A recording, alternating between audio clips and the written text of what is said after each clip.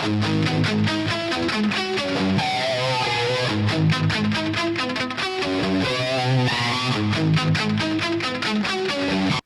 objective for this week's lesson is to get into the effects bank a little bit in Bandlab, and we're going to try to recreate one of the classic sounds off of Van Halen 1. It's Ain't Talkin Bout Love. So what I've done here is I've recorded the guitar part with no effects on it at all. That sounds like this. There's no effects, it's just guitar straight into the computer. What you're going to want to make it sound like is this reference track down here.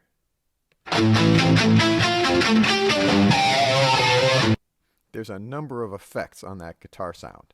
Now, we are using free software, and Eddie Van Halen used a Marshall amplifier and a guitar that he built himself, and it was recorded in a professional studio, so we're not going to get the exact sound. But I think we can learn an awful lot about effects and how they can transform a sound from this plain old guitar sound into something like this. Here's the effects that I layered onto this bare track. This is all done in Bandlab.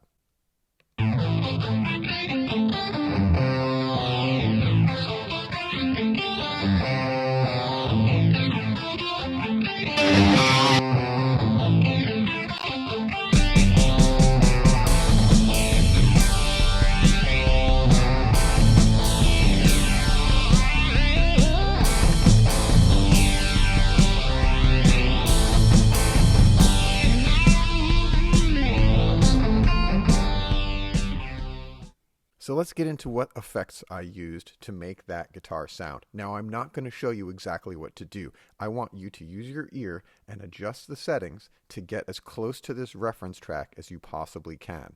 Here are some hints to get you started. Eddie Van Halen used a heavily distorted amplifier, so we're going to try to simulate that first.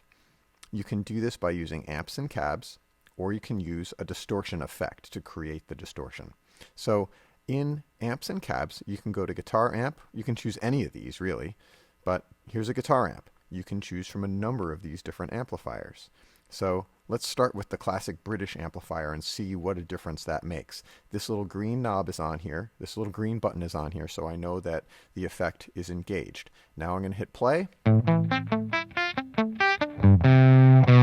I'll turn it off. That's the normal sound, that's the clean sound, and here it is with the amplifier on.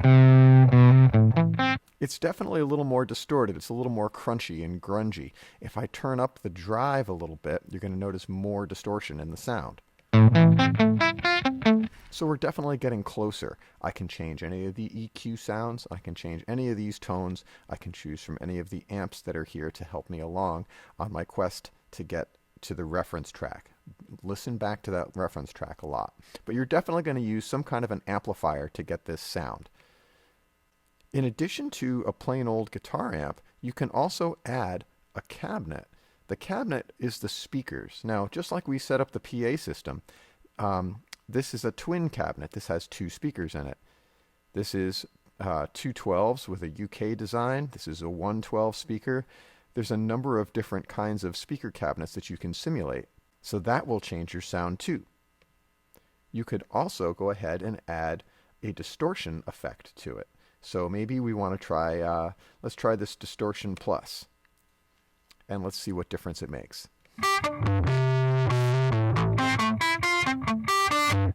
Maybe we'll crank up the distortion a little bit.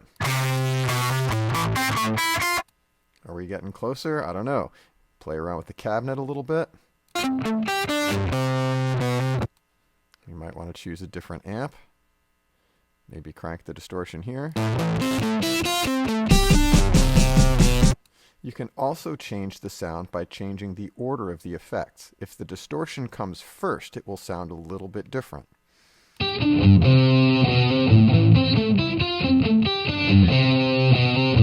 So you ultimately have to decide if you're getting close enough to the effect.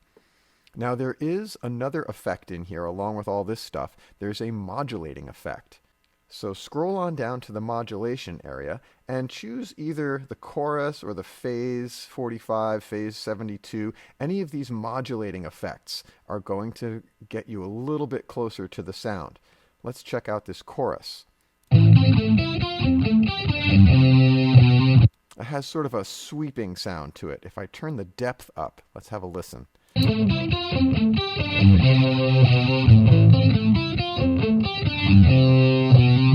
Listen to the original track and see if you can hear that swooshing sound that goes along in the guitar.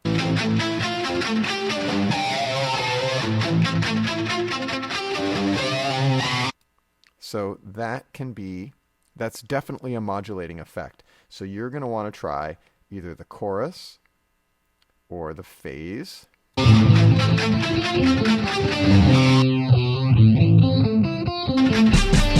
And then play along with the controls that are available for you.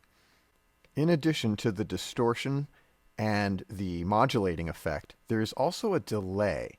So go ahead and choose a delay for a slapback effect. You can hear all those repeats coming back. So if you want less repeats, you're going to want to turn the feedback down a little bit. And the time is going to change between the repeats if you change the time. The amount of effect is controlled by the level, and the balance between pure signal and affected signal is controlled by these dry and wet levels. HP and LP work very much like they do on the PA system. A high-pass filter will allow more high frequencies to pass through. A low-pass filter will allow more low frequencies to pass through. So to summarize this project, you're going to need to use some kind of distortion, some kind of guitar amp, some kind of delay, and some kind of modulating effect. You're going to want to put them in an order that sounds good to you. You're going to need to adjust all of these levels so that they sound as close to the reference track as you possibly can get. Oh, there's one more effect you're going to want to play with: reverb. Now, there's reverb on the end of every single channel, and if I turn off all of these effects or just remove all of them, then I will still have a reverb on this channel. And that'll make it sound like I'm in a room.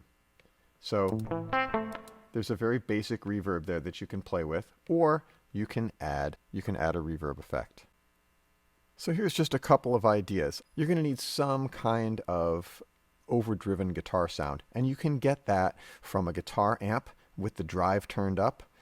Choose the right kind. The right cabinet, the right speaker that goes with the amplifier will make a difference. You can use a distortion effect. You can choose from the menu, and don't forget the sound of the distortion will change depending on where it goes in the order of effects. There'll be some kind of a modulating effect, like a phaser or a chorus or something that goes in there, and there'll be some kind of an echo, some sort of a slapback delay sound.